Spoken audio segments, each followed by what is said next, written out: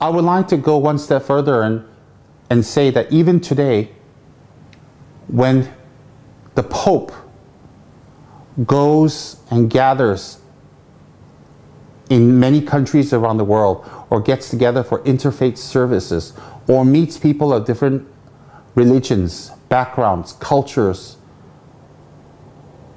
they never say, if you are not Catholic, or you are not a particular religion, you cannot join them.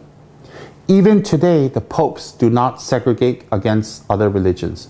So I think a religious leader of His Holiness's caliber should also allow all people to meet him, all people to enjoy his wisdom, all people to come and see him and to be around him. I think that's very, very important. So if you go to the Tibet.net, if you go to dalalama.com, you will see things written very clearly that if you practice Dorje Shugden, they advise strongly against it. I think the Tibetan government is undemocratic.